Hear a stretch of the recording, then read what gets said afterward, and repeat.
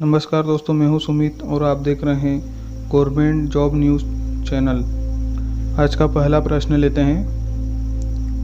भारतीय नौसेना ने विदेशों में फंसे भारतीयों को वापस लाने के लिए किस ऑपरेशन को लॉन्च किया है? इसका आंसर है समुद्र सेतु। भारतीय नौसेना ने समुद्र सेतु ऑपरेशन को लॉन्च किया है, जिसमें पहली यात्रा के दौरान कुल 1000 व्यक्तियों को वापस लाने की योजना है, जो जहाज़ों पर उपलब्ध चिकित्सा सुविधाओं तथा वहन क्षमता के साथ साथ कोविड से संबंधित सोशल डिस्टेंसिंग मानदंडों के अनुसार वापस लाए जाने वाले व्यक्तियों को केरल के कोच्चि शहर में उतारा जाएगा और उनकी देखभाल की जिम्मेदारी राज्य के अधिकारियों को सौंपी जाएगी। यह ऑपरेशन रक्षा मंत्रालय, विदेश मंत्रालय, गृह मंत्रालय, स्वास्थ्य मंत्रालय और भारत सरकार की विभिन्न एजेंसियों और राज्य सरकारों के साथ घनिष्ठ समन्वय से चलाया जा रहा है। चलिए अगला प्रश्न लेते हैं। हाल ही में Twitter handle Delhi versus corona किस राज्य सरकार ने लॉन्च किया है? जी हाँ, इसका उत्तर है दिल्ली सरकार ने। दिल्ली सरकार ने कोरोना बीमारी और उससे संबंधित सवाल के बारे में प्रामाणिक जानकारी सुनिश्चित करने के लिए एक नया ट्विटर हैंडल लॉन्च किया है। Twitter handle Delhi versus corona पर नागरिकों द्वारा पूछे गए सभी कोविड-19 संबंधित सवालों और शिकायतों का वन स्टॉप समाधान दिया जाएगा। अगला प्रश्न लेते हैं, तीसरा। अगला प्रश्न लेते हैं। हाल ही में उत्तर प्रदेश लोक स्वास्थ्य एवं महामारी रोग नियंत्रण अध्यादेश 2020 को मंजूरी दे दी गई है। इसमें सजा का प्रावधान क्या है? इसमें सजा का प्रावधान है 6 माह से लेकर 7 साल तक की सजा का प्रावधान है तथा 50,000 से लेकर 5 लाख तक का जुर्माना होगा। इस नए कानून के तहत चिकित्सक, स्वास्थ्य कर्मियों, पुलिस कर्मियों और स्वच्छता कर्मियों के साथ ही शासन की तरफ से तैनात किसी भी कोरोना योद्धा से बुरा व्यवहार किया जाता है तो इसे अपराध माना जाएगा।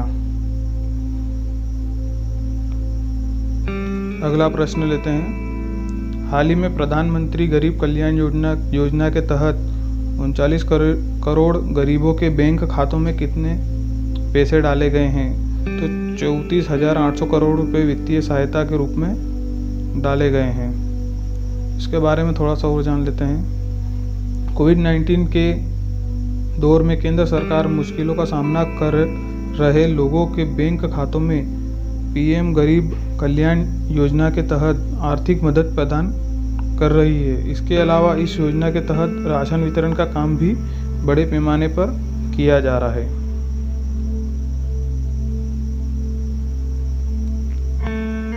अगला प्रश्न लेते हैं। हाल ही में किम जोंग को द्वितीय विश्व युद्ध स्मारक पदक से किस देश ने सम्मानित किया है?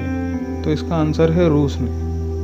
यह सम्मान उन्हें उत्तर कोरिया में मारे गए सोवियत सैनिकों की स्मृति को सुरक्षित रखने के लिए दिया गया है।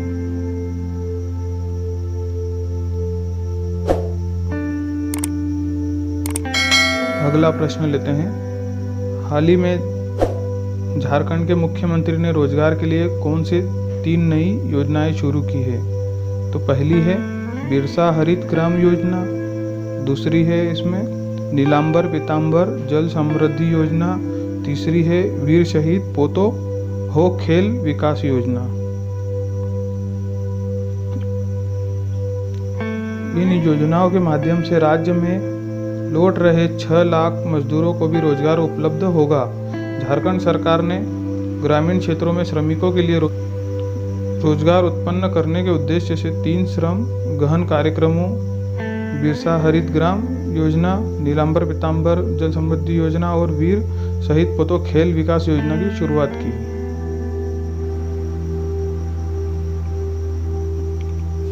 अगला प्रश्न लेते हैं, 7वां।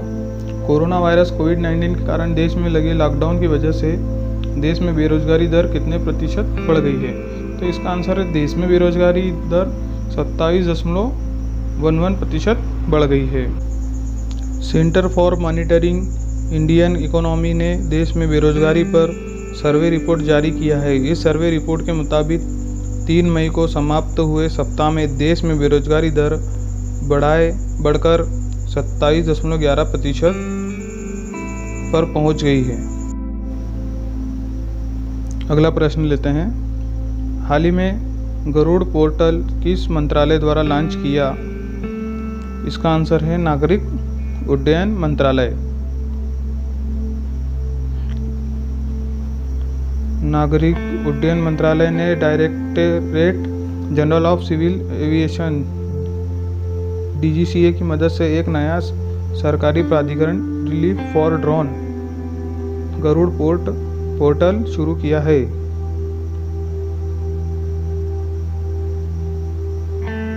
अगला प्रश्न लेते हैं 9वां। पंडित जवाहरलाल नेहरू के पिता मोतीलाल नेहरू का जन्म किस सन में हुआ था? तो ये 6 मई 1861 में हुआ था। अगला प्रश्न लेते हैं। असम के पशुपालन और चिकित्सा मंत्री कौन है? तो जी ये अतुल बोरा जी हैं। और असम में अफ्रीकी स्वाइन फ्लू फीवर के कारण स्थिति काफ़ी गंभीर बनी हुई है, क्योंकि असम में किसानों द्वारा सूअरों का पालन किया जाता है। इस क्षेत्र के किसानों के पास 20 लाख से अधिक सूअर हैं। केंद्र सरकार ने असम राज्य सरकार को अफ्रीकी स्वाइन फ्लू फीवर से प्रभावित सूअरों का इलाज करने की सलाह दी है। अगर वीडियो आपको अच्छा लगा हो तो प्लीज़ लाइक करें, शेयर करें और कमेंट करें।